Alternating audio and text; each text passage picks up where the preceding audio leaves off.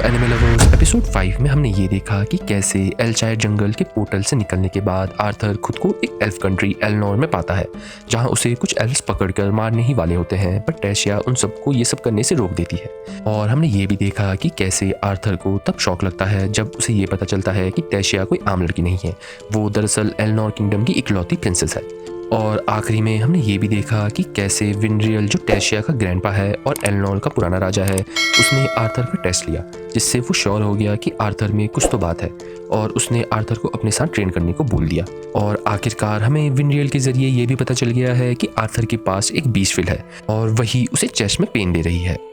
पर अभी हमें ये नहीं पता कि वो क्या है। और हमें ये भी पता चलता है कि अगर आर्थर ने विनरियल की ट्रेनिंग को मना कर दिया तो वो मर भी सकता है। तो चलिए गाइस, हमारे नए एपिसोड की तरफ। सीन शुरू होता है और हमें ये दिखता है कि आर्थर को अचानक से लेटे हुए बहुत ही ज़्यादा डरावना सपना आ जाता है, पर हमारी प्यारी सी टेशिया उसे उठा देती है और उसे ये बताती है कि कैसे आर्थर को उसके ग्रैंडपा बुला रहे हैं, और वो उससे ये पूछती है कि क्या सच में उसने एलेनोर किंगडम में रुकने का सोच लिया है, जिससे आर्थर उसे हाँ बोल देता है। तभी कुछ देर बाद जब आर्थर और टेशिया मिलकर वेनरियल के पास जा रहे होते हैं, वो दोनों ये देखते हैं कि एल्रम और मैरियल मिलकर वेनरियल से आर्थर को वहाँ ना रुकने के लिए कह रहे होते हैं और उसके इस डिसीजन का कारण पूछते हैं। पर वेनरियल उन्हें ये बताता है कि कैसे वो आर्थर पर ट्रस्ट करता है और वो उसे बस कुछ चीज़ें सिखाना चाहता है। पर तभी ये सब सुनकर टेशिया अपने पापा और मम्मी के पास जाकर उन्हें फिर से ये बताती है कि कैसे आर्थर ने अपनी जान पर खेलकर उसकी जान बचाई है, तो वो लोग उसके साथ ऐसा बिहेव नहीं कर सकते। पर एल्रम उसकी इस बातों पर उस पर बहस करने लगता है और तभी वेनरियल उन दोनों को रोककर आर्थर और टेशिया को अपने साथ चलने को बोलता है और वो तीनों एक जादुई सफ़र के लिए निकल जाते हैं। वहीं कुछ देर बाद सफ़र में हमें ये दिखता है कि आर्थर वेनरियल से ये पूछता है कि वो लोग जा कहाँ रहे हैं, तो वेनरियल उसे ये बताता है कि कैसे वो लोग उसकी एक दोस्त से मिलने जा रहे हैं जो उनकी इस चीज़ में बहुत मदद कर सकती है। और ऐसे ही कुछ देर और बीत जाती है और हमें ये दिखता है कि टेशिया थक कर आर्थर के कंधे में सर रखकर सो जाती है, जिसे देखकर वेनरियल आर्थर को ये बताता है कि कैसे टेशिया ने सिर्फ उसकी चिंता में कल रात से सोने से मना कर दिया है। और हमें वेनरियल से टेशिया के बारे में कुछ बातें भी पता चलती हैं। दरअसल टेशिया के पास ज़्यादा दोस्त नहीं हैं, क्योंकि पहले भी जब भी उसका कोई भी दोस्त बनता था तो वो लोग उसका फ़ायदा उठाने की कोशिश करते थे, क्योंकि वो एलनोर किंगडम के राजा की इकलौती बच्ची है, जिसके चक्कर में टेशिया ने सबसे दूरी बनाना शुरू कर दिया था। पर जब से आर्थर उसकी ज़िंदगी में आया है, वो पहले वाले रूप में आ गई है और वो पहले जैसे खुश रहने लगी है, क्योंकि वो उसे अपना एक सच्चा दोस्त मानने लगी है। और विनरियल आर्थर को इस चीज़ के लिए धन्यवाद करता है और आर्थर भी ये सोचता है कि कैसे विनरियल को टेशिया से कितना प्यार है और ऐसे इंसान पर वो खुद भी भरोसा कर सकता है। तभी आखिरकार कुछ देर बाद वो तीनों विनरियल के दोस्त के घर पहुंच जाते हैं और विनरियल उसे ज़ोर ज़ोर से घर के बाहर बुलाने लगता है। और कुछ देर बाद हमें ये दिखता है कि उस घर से एक औरत बाहर आती है और हमें विनरियल उसे इंट्रोड्यूस कराता है और उसका नाम रेनिया होता है, जो एक जादूगर होती है जिसके पास एक बहुत ही ज़्यादा यूनिक स्किल होती है, जिसे सुनकर आर्थर ये सोचता है शायद रेनिया भी उसकी माँ एलिस जैसी ही जादूगर है, और रेनिया उन सबको अपने घर के अंदर बुला लेती है। और हमें ये दिखता है कि रेनिया ने आर्थर की आने की खबर से पहले ही सब तैयारी कर रखी है, जिससे आर्थर देखकर ये सोचने लगता है कि आखिरकार रेनिया उसके साथ करने क्या वाली है। तभी कुछ देर बाद हमें ये दिखता है कि आर्थर रेनिया से ये बोलता है कि कैसे वेनरियल ने उसे ये पहले ही बता दिया था कि रेनिया उसकी आर्थर और एलिस से बात करने में मदद कर सकती है, जिसे सुनकर रेनिया उसे हाँ बोलती है और उससे ये पूछती है कि क्या वो ये चाहता है कि उसके पेरेंट्स को ये पता चल जाए कि वो बिल्कुल सेफ है, जिसे आर्थर ऑब्वियसली हाँ बोलता है। तो रेनिया उसके सामने एक पानी से भरी हुई चीज़ लाकर उसे अपने और अपने पेरेंट्स के बारे में फोकस करने को बोलती है और उसे ये बोलती है कि कैसे उसे भी बहुत ज़्यादा ध्यान लगाकर उन दोनों को याद करना पड़ेगा, और वो अपना जादू स्टार्ट कर देती है और आर्थर भी उन्हें याद करने लगता है। और हमें ये दिखता है कि आखिरकार आर्थर ने एलिस और रेनॉल्ड को देख ही लिया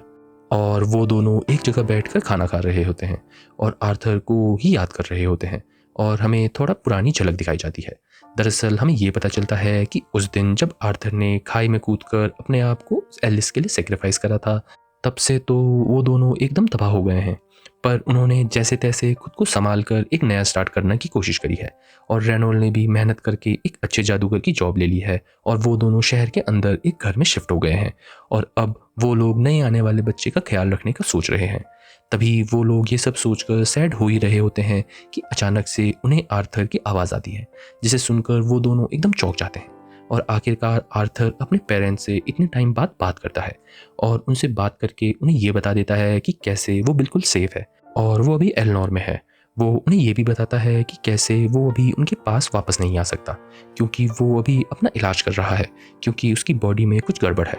पर वो उनसे ये वादा करता है कि जैसे ही सब कुछ ठीक होता है वो उनके पास वापस आएगा ही, तो तब तक वो अपना ख्याल रखें। जिसे सुनकर आखिरकार रेनॉल्ड और एलिस के दिल को चैन मिलता है और वो लोग इतने टाइम बाद खुश होते हैं और आर्थर भी उन्हें प्यार से रोते हुए अलविदा कहता है। तभी हमारा सीन वापस शिफ्ट हो जाता है और कुछ देर बाद हमें ये दिखता है कि तैशिया फिर से अपने पेरेंट्स से आर्थर के लिए झगड़ रही होती है, क्योंकि एल्रम आर्थर को एलनोर से बाहर निकालना चाहता है। पर तैशिया उन्हें फिर से ये याद दिलाती है कि कैसे आर्थर की वजह से वो आज उनके सामने जिंदा है और अगर वो नहीं होता तो वो कब की मर चुकी होती। तो उन्हें आर्थर के साथ ऐसे व्यवहार नहीं करना चाहिए, क्योंकि अगर ये बातें एलनोर के बाहर गई तो सब लोगों का एल्फ पर से भरोसा उठ जाएगा। जिसे सुनकर मैरियल भी उसकी इस बात से सहमत होती है और वेंड्रियल एल्रम को ये बताता है कि कैसे वो आर्थर को अपने अंदर रखेगा और उसका ख्याल रखेगा, और अगर कुछ भी होता है तो वो आर्थर की पूरी रिस्पॉन्सिबिलिटी लेगा। तो एल्रम को बस सब एल्फ्स को ये बताना है कि आर्थर उसके साथ है। और आखिरकार एल्ड्रम अपनी फैमिली से हार मानकर उनकी बात मान लेता है। और कुछ देर बाद हमें ये दिखता है कि एल्ड्रम और मैरियल मिलकर आर्थर से उनकी बातों के लिए माफ़ी मांगते हैं और उसे ये बताते हैं कि कैसे वो अब उसका पूरा सपोर्ट करेंगे और उसे एनलॉर किंगडम में रहने की इजाज़त देंगे। और आर्थर भी उनकी ये बातें सुनकर खुश हो जाता है। तभी ये सब सुनकर टैशिया बिना टाइम वेस्ट करे हुए एल्ड्रम को ये बताती है कि कैसे वो आर्थर को लेकर पूरा एल्नोर किंगडम घुमाएगी। और कुछ देर बाद वो आर्थर को एल्नोर किंगडम में घुमाने ले जाती है और हमें ये दिखता है कि आर्थर भी एल्नोर एक ऐसी जगह जहाँ पर सिर्फ एल्फ्स ही एल्फ्स रहते हैं देखकर बहुत ही ज़्यादा चौंक जाता है। और वो ये सब देख ही रहा होता है कि अचानक से वो कुछ एल्फ्स के बच्चों से टकरा जाता है और उनसे माफ़ी मांगता है। पर हमें ये दिखता है कि वो सब मिलकर आर्थर को थोड़ा बुरी करने लगते हैं और उसे अपने से छोटा कहने लगते हैं, जिससे आर्थर को भी थोड़ा अजीब लगता है, क्योंकि वो खुद एक टिपिकल बुली जैसे बिहेव कर रहे हैं। जिसे देखकर आर्थर को ये सब मजाक लगता है, पर टैशिया उसे उनको इग्नोर करने को बोलती है और वहाँ से चलने को कहती है। पर तभी आर्थर के मन में थोड़ा शरारत आती है और वो उनके साथ कुछ करने की सोचता है। तभी उनमें से एक एल्फ जिसका नाम फेराइट होता है वो टैशिया को आर्थर को छोड़कर उसके साथ चलने को बोलता है, पर टैशिया उसे मना कर देती है। और अचानक से आर्थर भी फेराइट की बहुत तारीफ करने लगता है, पर वो तुरंत ही उसकी बेइज्जती भी कर देता है, जिससे फेराइट को गुस्सा आ जाता है और वो गुस्से में आकर आर्थर को एक फाइट के लिए चैलेंज कर देता है। जिसे देखकर टैशिया फेराइट से ये पूछती है कि वो ये सब क्यों कर रहा है, क्योंकि उसे ये साफ पता है कि आर्थर वेंड्रियल का स्टूडेंट है, तो वो उसके लिए बहुत भारी पड़ सकता है, तो वो उससे फाइट करने के लिए कैसे बोल सकता है। पर फेराइट उसकी बातों को इग्नोर करके आर्थर से उसका जवाब मांगता है और आर्थर भी उसे हाँ बोल देता है। और कुछ देर बाद टैशिया उन दोनों की फाइट शुरू कर देती है, पर हमें ये दिखता है कि फेराइट तो आर्थर के सामने कुछ सेकंड्स भी नहीं टिक पाता, जिससे आर्थर को खुद डर आ जाता है और वो ये सोचता है कि शायद उसने फेराइट को कुछ ज़्यादा ही जोर से ना मार दिया हो। पर टैशिया भी उसे वहाँ से जल्दी भगा लेती है और हमें ये दिखता है कि आखिरकार आर्थर और टैशिया कुछ समय अच्छा बिताते हैं एल्नोर किंगडम में घूमते हुए। तभी एक जगह हमें ये दिखता है कि टैशिया और आर्थर बातचीत कर रहे होते हैं कि आर्थर के दिमाग में वेंड्रियल की कही गई बातें चल रही होती हैं कि कैसे वेंड्रियल ने उसे ये वार्न करा है कि उसकी आने वाली ट्रेनिंग कोई आम ट्रेनिंग नहीं होने वाली। इस बीस्ट टेमिंग ट्रेनिंग में आर्थर को बहुत पेन होगा, पर अगर वो इसमें सक्सेसफुल रहा तो वो बहुत ही ज़्यादा ताकतवर बन सकता है। पर टैशिया उसे होश में लाकर उसे ये बताती है कि कैसे वो उसके साथ हर एक सिचुएशन में रहेगी, चाहे कुछ भी हो जाए। और हमें ये दिखता है कि आर्थर भी ये सब सुनकर बहुत खुश होता है और हमारा एपिसोड यहीं ख़त्म हो जाता है। तो चलिएगा इस समरी की तरफ।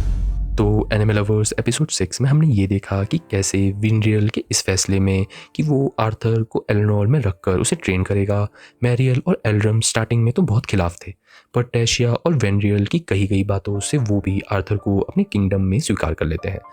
और हमने ये भी देखा कि कैसे वेंड्रियल ने अपने दोस्त जिसका नाम रेनिया था उसके ज़रिए आर्थर के पेरेंट्स एलिस और रेनॉल्ड से आर्थर की बात कराई, जो उसके जाने के गम से बस रिकवरी कर रहे थे।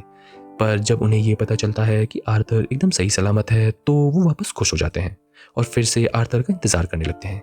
और आखिरी में हमने ये देखा कि कैसे वेंड्रियल ने आर्थर को ये वार्न कर दिया है कि उसकी आने वाली ट्रेनिंग कोई आम ट्रेनिंग नहीं होने वाली है, तो उसे इन सब चीज़ों के लिए तैयार रहना पड़ेगा।